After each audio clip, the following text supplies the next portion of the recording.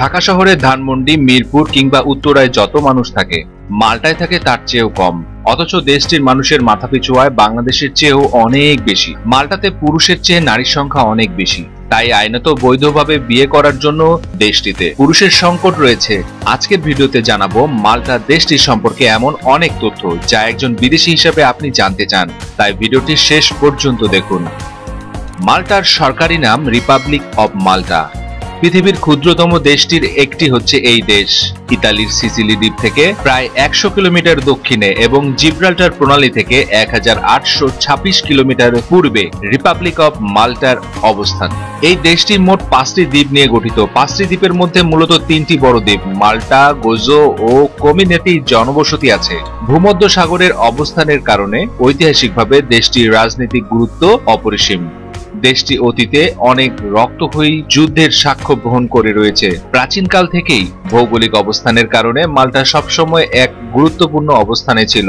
দেশটি বহিঃশত্রু দ্বারা বারবার আক্রান্ত হয়েছে।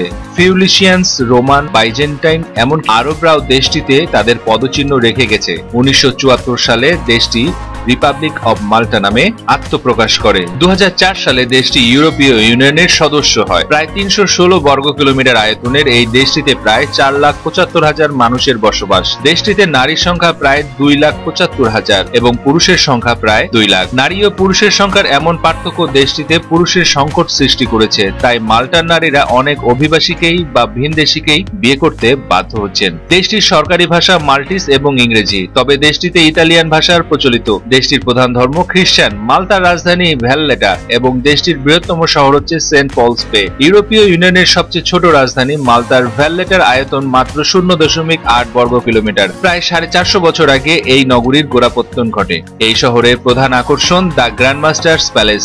এই প্রাসাদের খুব কাছেই রয়েছে রিপাবলিক স্কয়ার। কিছু সময়ের জন্য ঘুরে বেড়াতে ক্যাফে আর রেস্তোরাঁয় শুধু খাবার স্বাদ নিতেই পর্যটকরা এখানে ভিড় করেন। ভ্যালেটার প্রায় 300-এরও বেশি নানা ঐতিহাসিক স্থাপনা যেমন দুর্গ, গির্জা এবং প্রাসাদ রয়েছে, আর এ কারণে ইউনেস্কো এই শহরকে বিশ্বের ঐতিহ্যবাহী স্বীকৃতি দিয়েছে।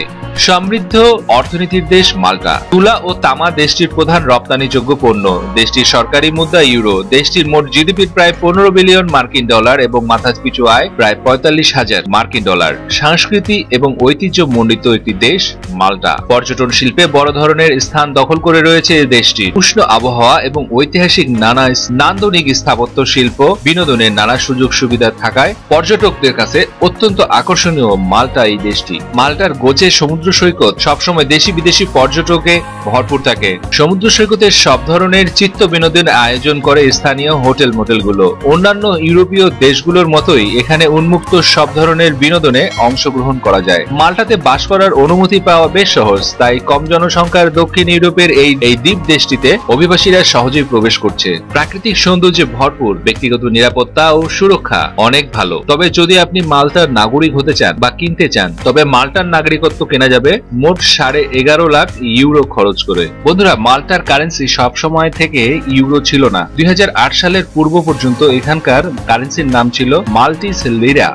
মাল্টার লোকেদের কার চালানোর খুবই শৌখিনতা রয়েছে, আর মাল্টা পুরো ইউরোপের তৃতীয় সবচেয়ে বড় কার ক্রয় করার দেশের মধ্যে অন্যতম। এখানে জনসংখ্যার 1000 জন মানুষের মধ্যে 650 জনেরই কাছে ব্যক্তিগত কার আছে, আর সেটা তারা শুধুমাত্র ইটালি এবং লুক্সেমবার্গের পরেই তাদের অবস্থান।